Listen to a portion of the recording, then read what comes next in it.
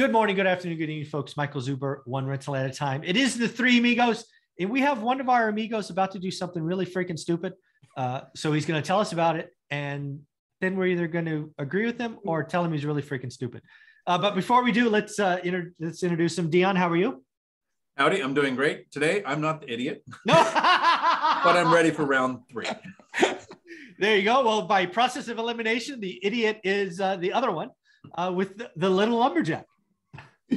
Yes, it's true. Yeah. So the reason why I'm being called an idiot, I mean, aside from the myriad of reasons, but the specific reason for this segment is I'm considering selling a single family home. Oh, this ought to be good. So let's kind of set this up. So Sure. I'm going to ask you some questions. I don't know anything about it. Absolutely. But Yep. knowing your story, this is not your primary. So this will be an investment home. It's not. No, my wife. Well, I have to ask. You never know. Mrs. Lumberjack was like, we have nowhere else to go. We're not selling our house. Yeah. I was like, but they said they could get it this much. She's like, I don't want to do that. I was like, all right, fine. So it's an investment property. This is an investment property. Yes. Okay. How long have you owned it? So I've owned it since 2005. Ooh, so quite a while. Yes. Very long time. Yep. And Dion, I don't mean to dominate. You want to ask some questions too? I'm sorry. No, I'm going to follow your lead because I actually currently don't know if I think it's a good or bad idea. Yeah. So I'm Exactly. just trying. I know the right answer, but we'll play along with the story. So, okay. You bought it in 2005. It's an investment home. I did. Is it a home or is it a duplex, tri-quad? So it is a single family home. Okay. I'll give you some detail. It's a single family home. It is on a lake. It's on a lake. Okay. With a dock and its own private dock. It's a 2-bedroom, 800 square foot home on a lake. All right. And yeah, I bought it in 2005 and I paid $115,000 for it. Okay. So just based on the way you said those numbers, I'm going to guess it's smaller than normal for the area. It's pretty typical of the stuff that's on the lake. One of the renaissance that we had in New Hampshire was anything that was on a lake got knocked down in a McMansion. As big as the biggest house you could possibly put was put there. That was kind of over the last 10 years. However, what that's done is drastically drive up the price of these 800 square foot 2-bedrooms that are right on the water with a dock and beautiful view and walk out. Literally, you're 10 steps from the water's edge. Got it. Okay. All right. So basically, again, it's the dirt thing, right? The dirt's worth dirt. more. Yep. Dirt. Okay, got it. Yep.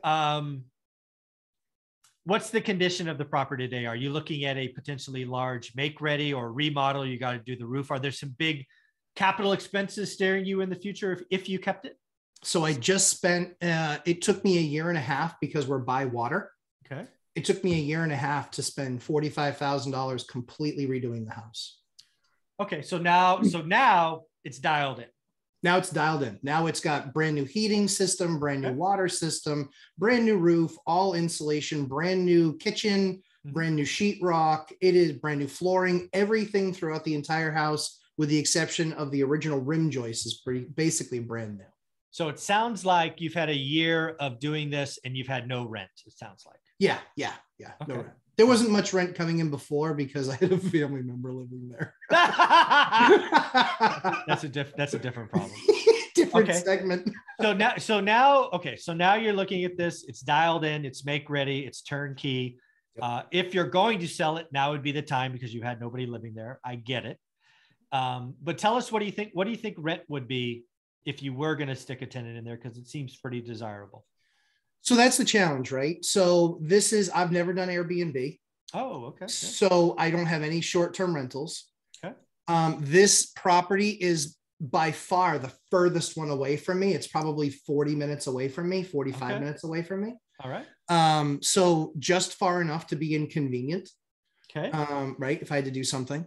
Sure. And so, so, I mean,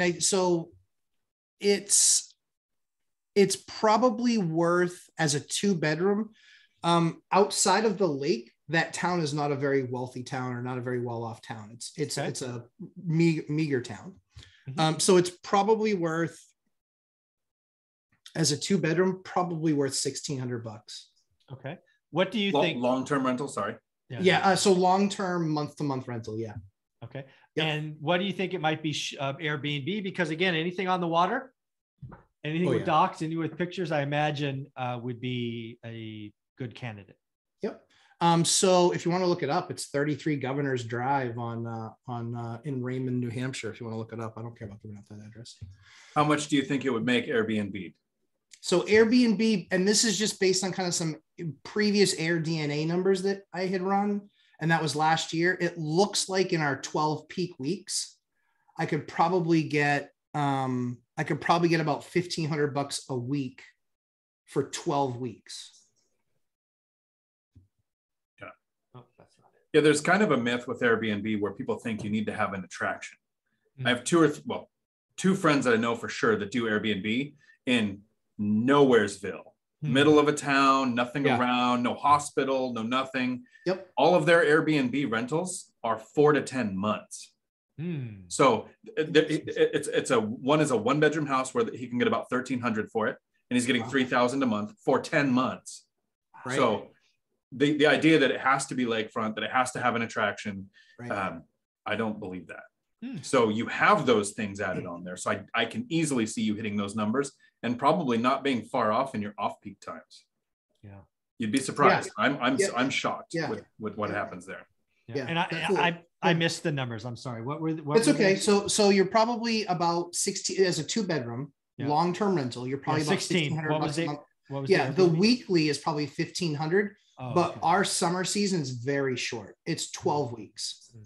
It's basically really July. It's basically Memorial Day to Labor Day is really our summer. Okay. All right. So now the big question, what do you think you could sell it for? I think I could probably get almost $400,000 for the thing at this point. Okay. Because there is no so once you cross the New Hampshire border, within 2 hours, this is going to be one of 2 properties available.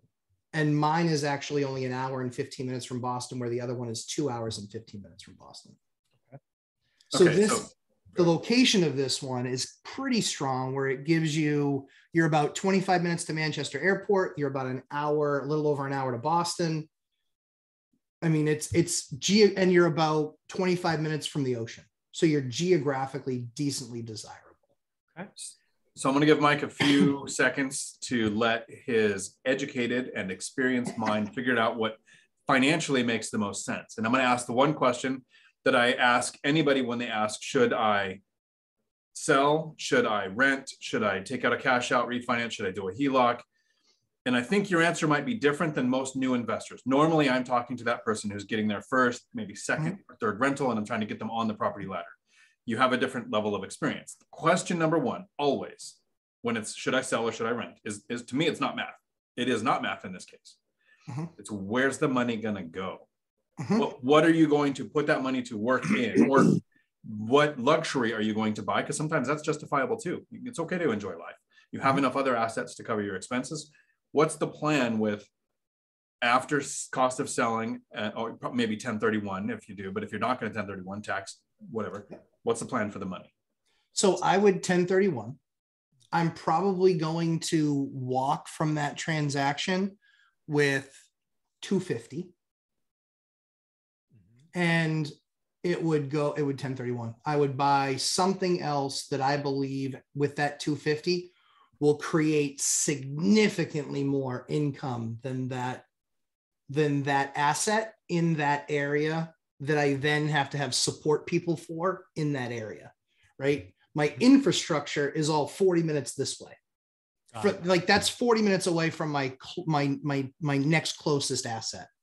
So anything out there is going to be different group. It's going to be an extra premium. It's going to be truly the only reason I kept it was because I vowed to myself that I would never sell that house not done. I was like, I have to redo this house. It's on the water. I have to redo it, and when we had, to give you guys an idea, if you ever found the listing 33 Governors Drive in Raymond, New Hampshire, if you ever found the listing, when we posted that, in the first 30 days, we had 4,800 views on Zillow, and the building office called me and complained and said, you need to put in your ad that the town office will not answer any questions on the house because they got inundated. And he said for 2 weeks straight, he got at least a dozen or two calls a day on this property. And this is a small town. This is a town of maybe 5,000 or 6,000 people.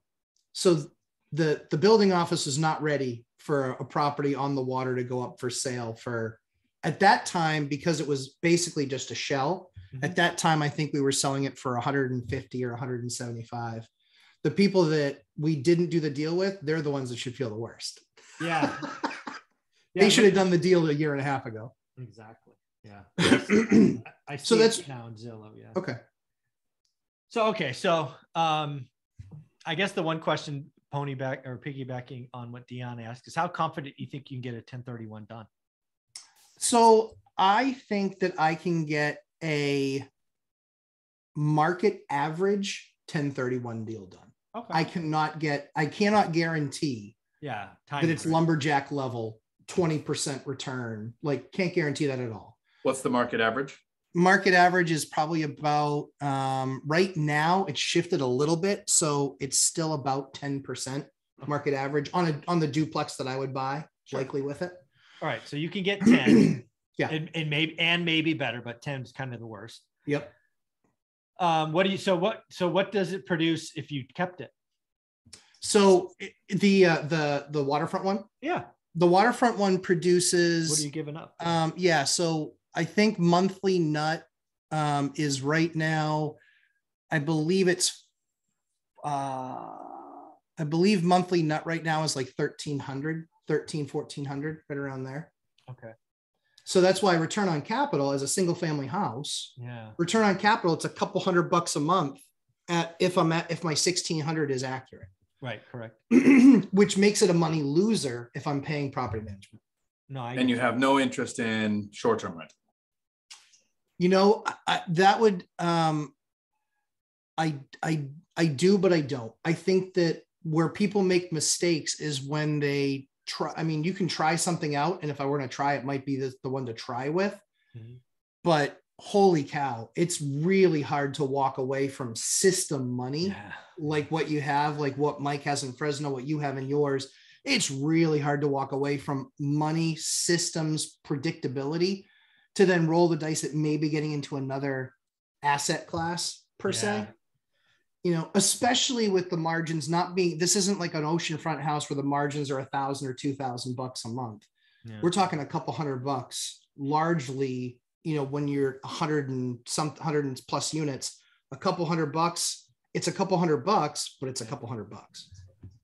Yeah. So, you know, all kidding aside, you know, we were kind of joking at the beginning of this. I don't see any reason at this point why you would keep that property. I think you sell it, you do a 1031, and frankly, worst case, you don't exit a 1031, right? The worst case scenario in this case is you close out, you take the tax hit. I don't know why you keep it too far away. It's the only one. Yep. You know, you're looking to do other things going forward. You don't need to, you don't need that. You're not like to growing that area. Right. I think you're right. I think it's about system and processes. Why, you know, if you're not going to do a lot of Airbnbs, given where you are, stick with what you know. Yeah, I don't see why you would keep it. I think I would sell it. What about you, Dion? I agree with Mike, and I want to stress something Mike said. I don't see any reason why you keep that property. Yes. The newer investor that doesn't have confidence in their ability to get a return, confidence to pull off a 1031, that has the steady cash flow, even if it's at a reduced rate from the property, and can get the rental income history on tax returns and all the benefits that come and the appreciation that they're going to experience. So I wouldn't compare year 1 to 3 with year 23, right? Or where you're at now. Mm-hmm. So I agree. I think you're doing the right thing to sell. I probably wouldn't. Even with my experience and the size of my I have a paid off house on a lake. It's rented to Section 8 for $2,200 a month. Completely paid off house. I could sell it. I would walk away. I'm probably in the same boat. It's worth about $4. Okay. I'd probably be able to 1031, but I'm not selling. And let's be clear. I'm in a situation. I basically invest in Fresno, California. I have 6 doors 3 duplexes in a town called Madera. It's about. I was just there. Yeah, you were just there. So, right. Yeah. So I have 3 they're not in Fresno, right? They're down 99. It's a freeway. It's a journey. It's heavy. But again, they're the same property management fee as my other ones, the same team, right. All of these things, all my systems don't change. My approvals don't change. I have set both, all those duplexes were bought around the same numbers. They're worth about the same. I wouldn't sell any of those. I will likely, those 3 will probably be ones that Teresa inherits, right? And about a half of them have gotten the full remodel already. So I wouldn't sell, but in your case, with what you shared, Zuber approved. Perfect. Well, stay tuned. I mean, I think one person's at least happy out of this conversation. That's my broker, Jay. Oh, that's awesome. Appreciate the help, gentlemen. Of course. Dion, how can people find you? Right here on YouTube, Dion Talk Financial Freedom. And if anybody else has a house they want to sell, let me know. There you go. Off market or the best deals. And Matt, how can people find you and Little Lumberjack? Lumberjacklandlord.com and Lumberjack Landlord on YouTube and Lumberjack Landlord on Instagram. Awesome, guys. Thank you very much. Thanks. Ciao.